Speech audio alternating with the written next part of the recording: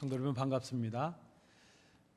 오늘은 종려주일입니다. 주님께서 예루살렘 성에 입성하시는 날을 기념하는 주일입니다.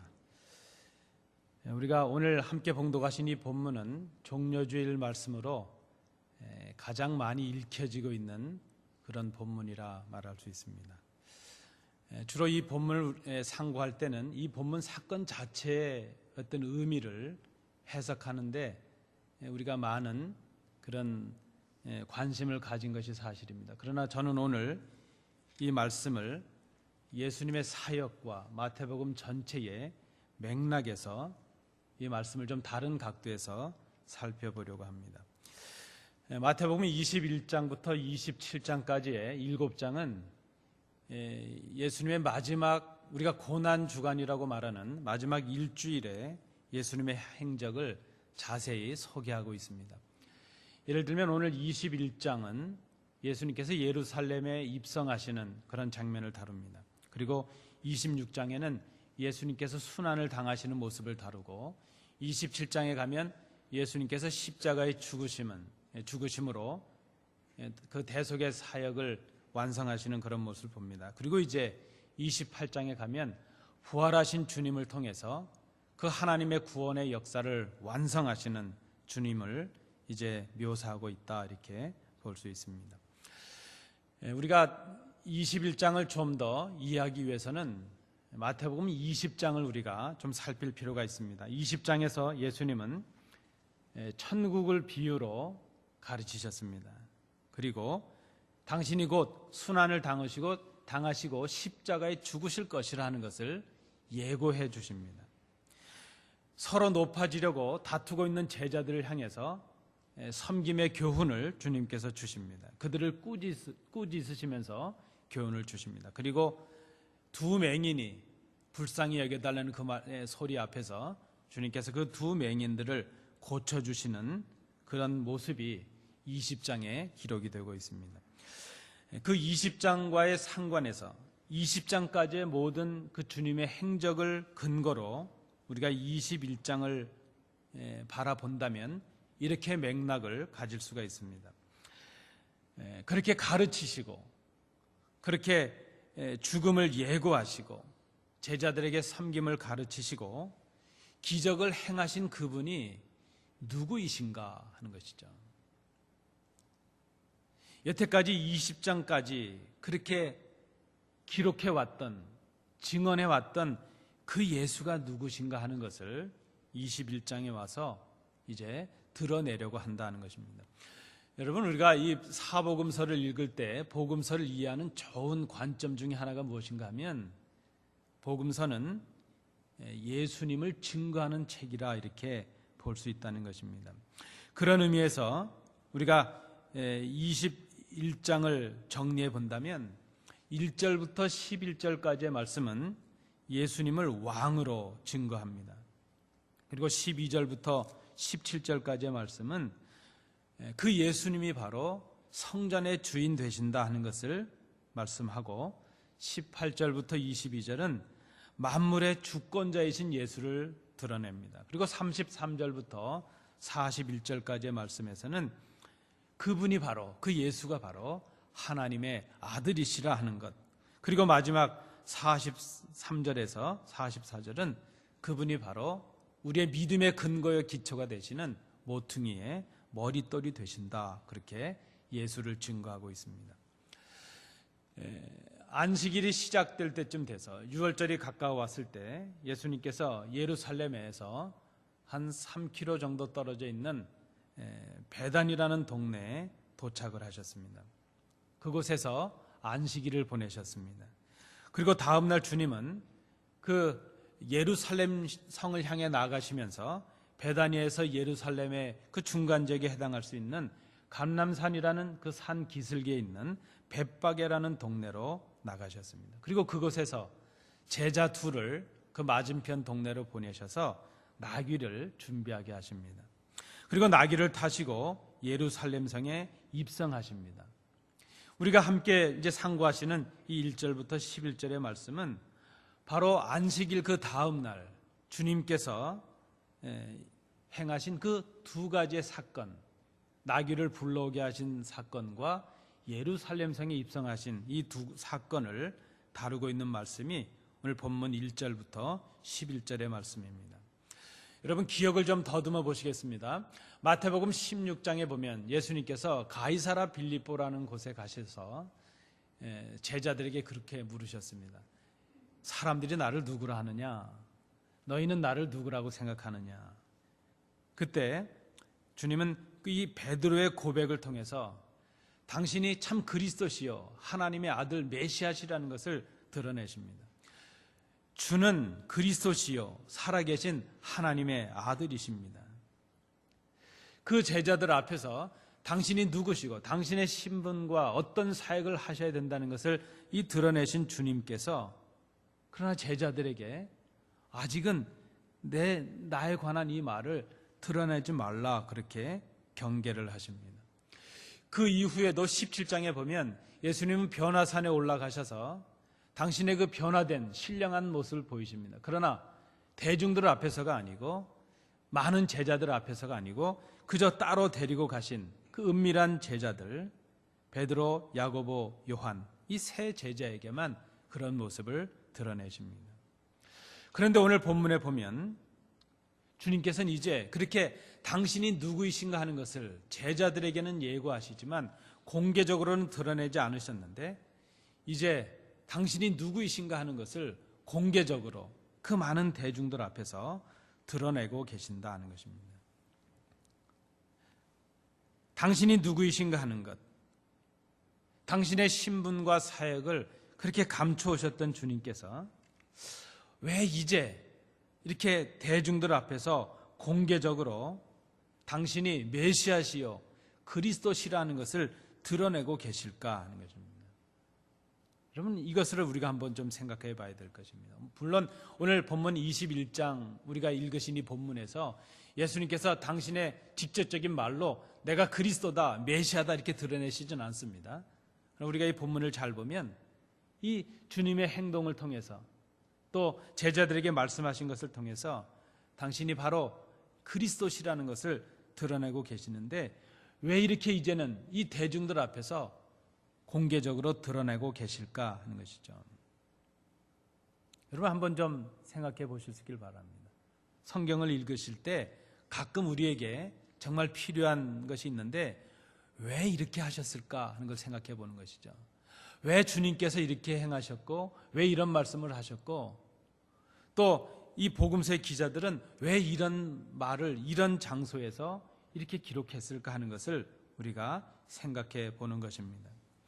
지금 주님은 일주일 정도의 시간을 남겨놓으셨습니다. 일주일 정도 이 남겨진 시간이 지나면 주님은 십자가에서 죽으십니다. 당신을 믿고 당신을 따르던 그 제자들과 무리들에게 주님은 뭔가 그 십자가의 죽음을 앞두고 제자들이 무엇인가를 깨닫고 알기를 원하고 계십니다. 그것이 무엇일까 하는 것이죠.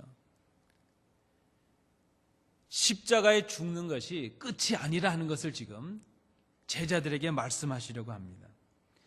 당신이 왕이시요 하나님의 아들이시요 그리스도시라는 것을 알기를 원하신다는 것입니다. 곧 십자가에 죽게 되실 것이지만 그 십자가의 죽음 전에 바로 예수가 누구이신가 하는 것을 바로 알고 그 십자가의 죽음을 경험할 수 있도록 하시기 위해서 주님께서 지금 그 십자가의 죽음 전에 오늘 이 본문에서 당신이 누구이신가 하는 것을 드러내고 계신다는 것입니다. 십자가의 죽음 이후에 반드시 살아나실 하나님이라는 것을 하나님의 아들이시라는 것을 알기를 원하셨습니다.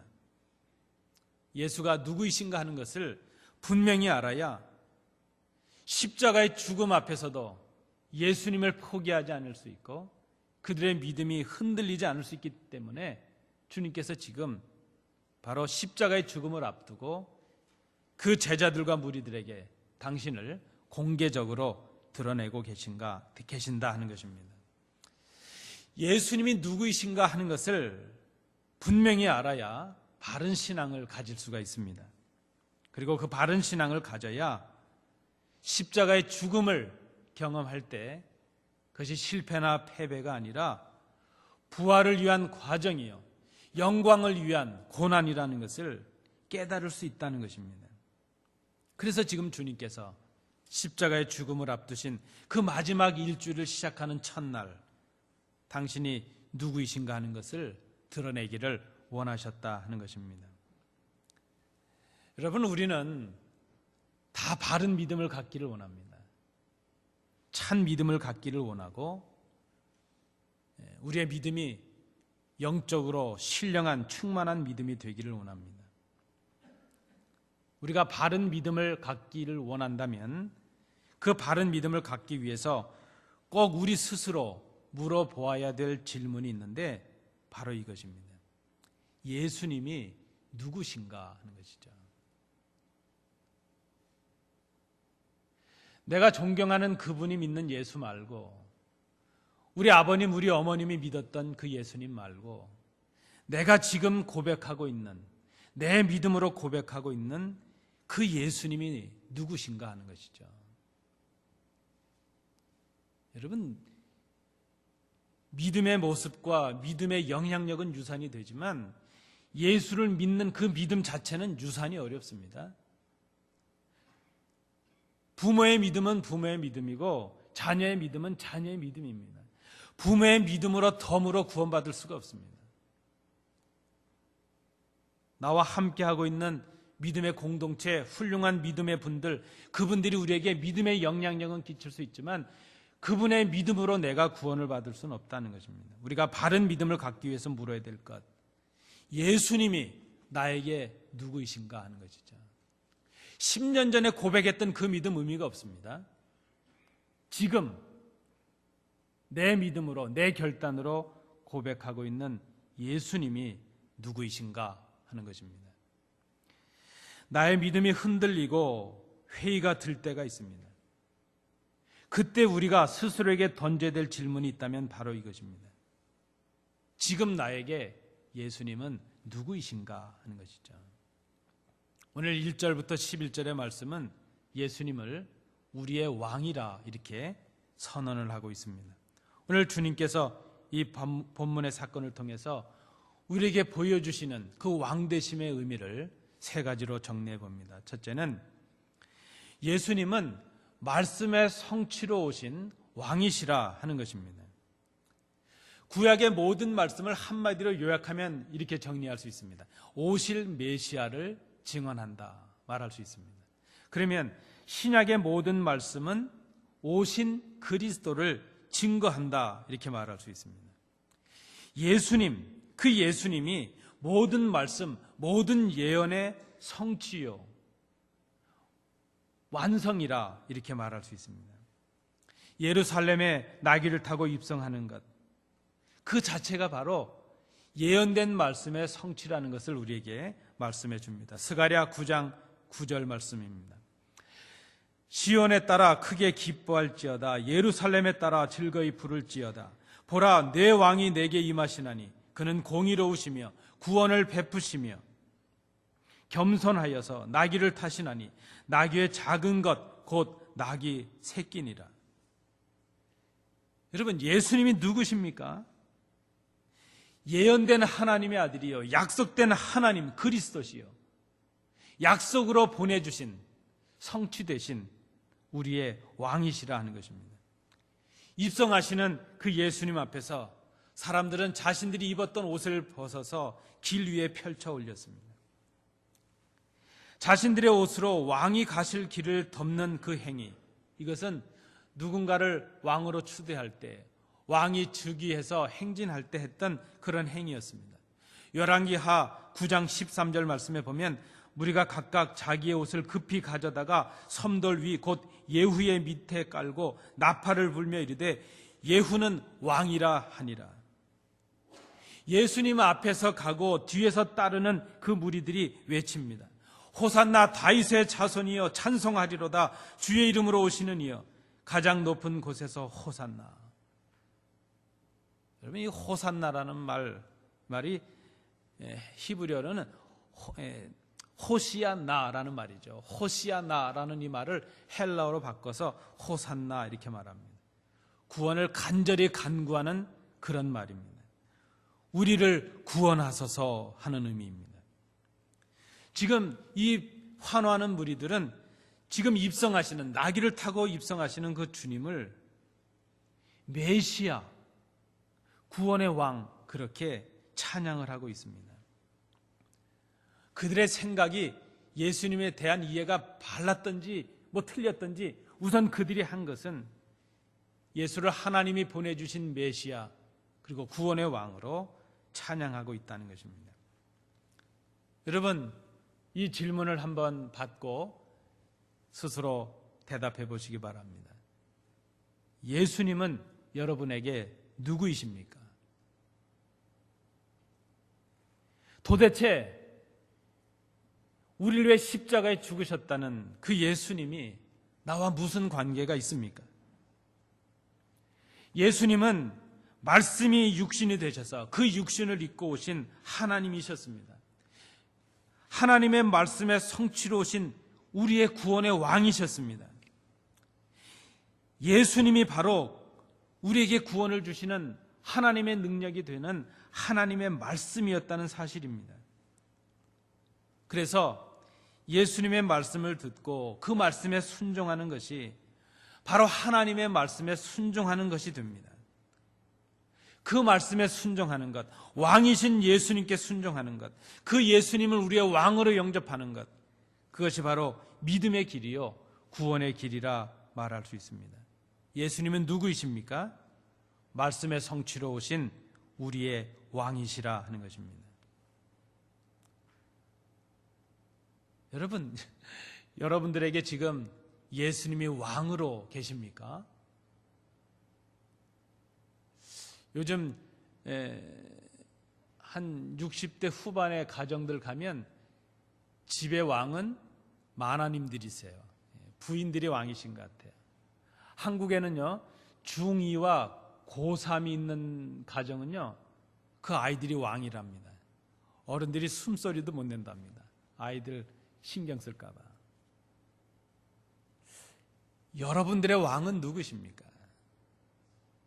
그 예수님, 우리가 고백하는 예수님을 왕으로 영접하시는 복된 성도들 되시기 바랍니다. 두 번째, 오늘 본문을 통해서 우리가 발견하는 예수님의 모습, 예수님은 전지전능하신 왕이시라 하는 것입니다. 능력의 왕이시라 하는 것입니다. 본문을 참고해 보시기 바랍니다. 베다니에서 주님께서 예루살렘 쪽으로 나오시면서 감람산이라는 산 기슭에 벳바게라는 동네로 오셨습니다. 그곳에서 주님은 두 제자를 맞은편 동네로 보내시면서 말씀하십니다. 맞은편 마을로 가라. 가서 보면 낙이 한 마리가 매여 있을 텐데 그 곁에 새끼 나귀가 있을 것이다. 풀어서 나에게 끌고 오라. 혹 누가 너희에게 무슨 말을 하거든 주님께서 쓰실 것이다. 주님께서 쓰시겠다. 그렇게 하라. 그러면 곧 내어줄 것이다. 마가복음 11장에 보면 이 제자들이 나귀를 끌고 오는 이 모습을 마태보다 좀 더 상세하게 설명을 해줍니다. 주님의 말씀대로 제자들이 그 동네에 가서 보니까 나귀 새끼가 문 앞 거리에 매여 있는 것을 보게 되었습니다. 그래서 그저 시키신 대로 아무 말도 하지 않고 가서 그 나귀를, 매여 있는 나귀를 풀었습니다. 그랬더니 거기 있는 사람들 중에 어떤 사람들이 당연히 그랬겠죠. 왜 나귀 새끼를 지금 왜 푸는가? 나귀 새끼를 풀어서 무엇을 하려고 하느냐? 묻는 것이죠. 성경은 고상하게 썼지만 왜 남의 거 가져가냐? 그랬겠죠. 그들의 질문 앞에서 제자들이 예수님께서 말하신 대로 했다는 것입니다. 그랬더니 그 나귀를 가지고 가라고 허락해 주었다는 것입니다. 여러분, 이것을 한번 상상해 보시겠습니까? 우리가 어디에 가서 남의 물건이 있는데 아무 허락도 없이 그저 예를 들면 어디 좋은 자전거가 있는데 가서 그 자전거를 끌고 오니까 그 자전거 주인이 지금 뭐 하는 일이냐고, 왜 남의 거 이렇게 가져가냐 그러면 주님께서 쓰신대요. 그러면 그러세요? 빨리 가져가세요. 그럴 일이 있을까 생각해 봅니다. 아마 어떻게 할까요? 단단히 부여잡고 경찰을 부르지 않았을까 생각을 합니다. 그러니까 주가 쓰시겠다 이 한마디의 말에 그저 나귀를 풀어주었다는 것, 이것은 하나님의, 예수님의 능하심, 그 능력을, 예수님의 하나님 되심을 드러내는 표현이라 말할 수 있습니다. 예수님은 누구이십니까? 능력의 왕이시라 하는 것입니다. 예수님은 하나님의 능력이십니다. 하나님의 말씀이 능력이고 그 말씀을 입고 이 땅에 오신 예수 그리스도가 바로 우리의 능력이라 하는 것입니다. 바울은 바로 이 예수님이 우리에게 전지전능하신 능력의 왕이신 것을 이렇게 고백합니다. 로마서 1장 16절 말씀에 내가 복음을 부끄러워하지 아니하노니 이 복음은 모든 믿는 자에게 구원을 주시는 하나님의 능력이 됨이라. 복음이 예수 그리스도셨습니다. 복음이 하나님의 능력이었다면 바로 예수가 하나님의 능력이라는 말이죠. 예수님이 누구이십니까? 예수님은 우리에게 구원을 주시는 능력이십니다. 하나님의 능력이십니다. 그 예수님이 바로 능력의 왕이시라 하는 것입니다. 그런데 우리는 이 능력의 왕 되신 주님을, 그 주님의 능력을 의지하지 않습니다. 그저 우리의 힘을 의지하려고 하고 내 생각대로 하려고 하고, 우리가 예수님을 우리에게 보내주신 약속의 성취신 왕으로 영접하는 것 중요하죠. 그것만큼 이 예수님을 우리에게 능력을 베푸시는 능력의 주인이신 능력의 왕으로 영접하는 것, 이것도 중요하리라 생각을 합니다. 여러분, 여러분에게 예수님은 누구이십니까? 한번 이것을 입장을 바꿔서 생각해 보시겠습니까? 주님께서 쓰시겠다는 이 한 말씀에, 이 말씀이 나에게 주어졌다면, 누군가가 나에게 와서 내 것을 가지고 가면서 주님께서 쓰시겠다고 합니다, 이렇게 우리에게 말을 건넨다면 우리는 그렇습니까? 왕 되신 주님께서 이것을 원하십니까? 주님이 쓰시겠다는 그 한 말씀에 나의 것을 풀어 드릴 수 있는 그 주님이 우리에게 그런 왕으로 우리가 의지하고 섬기고 있는가, 그것을 한번 생각해 보자는 것입니다. 우리는 이 장면을 보면서 주님의 능력에 감탄합니다. 나도 그렇게 주님의 능력이, 그런 주님의 능력이 있으면 참 좋겠다. 어딜 가서 마음에 드는 거 있을 때 주님께서 쓰신답니다 하면 내 것이 된다면 참 좋겠다. 그렇게 주님의 능력에 감탄을 합니다. 그런데 여러분, 반대로 주님의 그 한 말씀에, 한마디에 기꺼이 자신의 나귀를 풀어드렸던 그 사람의 헌신은 우리는 생각하지 않습니다.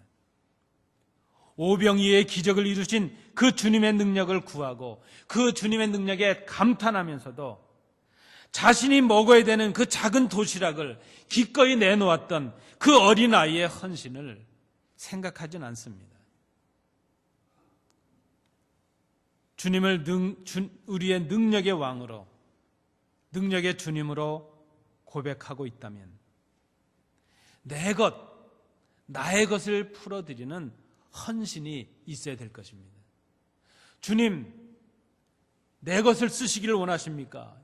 이것을 드리겠습니다. 주님, 나의 물질을 쓰기를 원하십니까? 드리겠습니다. 주님, 나의 은사와 나의 재능과 나 자신을 쓰기를 원하십니까? 기꺼이 저를 드리겠습니다. 주님을 능력의 주님으로 고백하며 나를 풀어서 드리는 그곳에 주님의 능력이 임할 수가 있다는 것입니다. 나를 풀어서 주님께 헌신하는 그곳에 주님의 능력의 왕되심이 드러날 수가 있다는 것입니다. 여러분, 혹 우리가 살아가면서 능력의 왕되신 주님의 그 은혜, 그 능력을 경험하지 못한다면 우리의 생각을 바꿀 필요가 있습니다. 주님의 능력이 나타나지 않는다고 그것을 원망하고 기다리기 전에 내가 주님을 내 능력의 주님으로, 왕으로 고백하고 있는, 나를 풀어드리는 헌신이 있는가 하는 것을 우리가 먼저 생각해 봐야 될 것입니다. 나를 기꺼이 풀어서 드리는 그 헌신 앞에 주님의 능력이 임할 수가 있습니다. 주님은 누구이십니까? 우리에게 능력으로 임하시는 왕이시라 하는 것입니다. 세 번째, 오늘 본문을 통해서 우리가 발견하는 주님의 모습입니다. 주님은 어떤 분이십니까? 죄인들을 위해서 죽으시는 겸손의 왕이시라 하는 것입니다. 오늘 본문에 보니까 왕으로 입성하는 예수님께서 나귀를 타셨습니다. 이 나귀를 타셨다는 것, 왕으로 즉위하는 그런 왕들이나 혹은 전쟁에서 승리해서 개선하는 어떤 장군들이 탈 만한 그런 짐승은 전혀 아니었습니다. 그런데 왕으로 오신 이 주님은 그저 그렇게 멋지고 웅대한 그런 마차나 말을 타는 것이 아니라 나귀를 타셨습니다. 그것은 예언의 말씀대로 이루어진 것이었습니다. 지금까지 사람들이 경험했던 그런 왕과는 다른, 지금까지는 없었던 새로운 왕의 모습으로 주님께서 우리에게 오셨습니다. 지금까지 세상 사람들이 경험했던 왕은 어떤 왕입니까? 높아지려는 왕입니다. 자신이 스스로 높아질 수 없기에 백성들을 탄압하고 낮추어서 높아지려고 했던 그런 왕들이었습니다. 그런데 왕으로 오신 우리 주님은 오히려 온유하고 겸손하신 왕으로 오셨습니다. 이 왕은 당신의 부귀와 영화를 위해서 백성에게 포갑을 가하고 강제하고 그저 탄압하는 그런 왕이 전혀 아니셨습니다. 자기가 높아지기 위해서 백성들을 낮추시는 그런 왕이 아니셨습니다.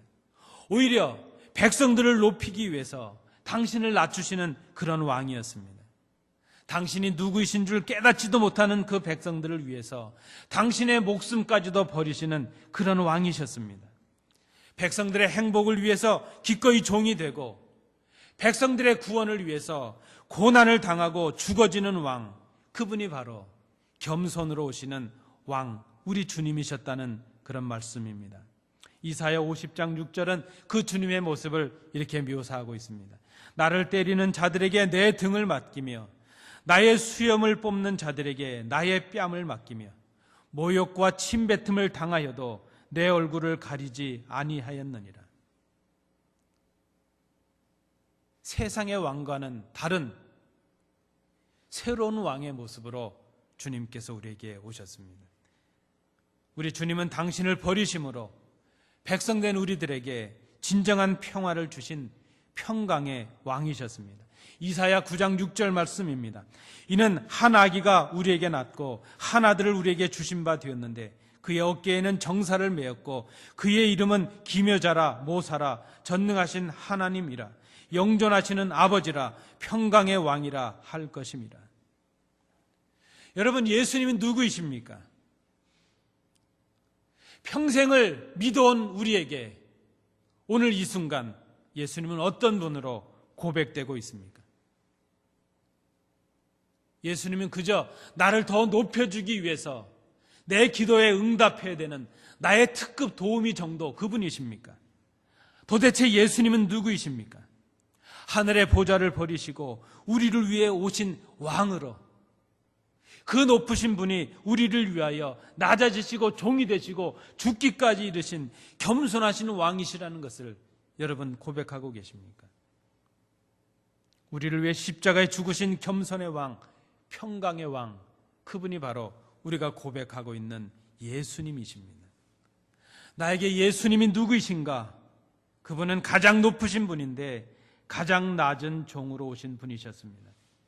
그 주님은 우리의 죄사함을 위해서 우리의 죄인된 멍에를 손수 매셨습니다. 우리의 평강을 위해서 고초와 순환과 죽음을 당하셨습니다. 여러분, 그 주님을 만나길 원하십니까?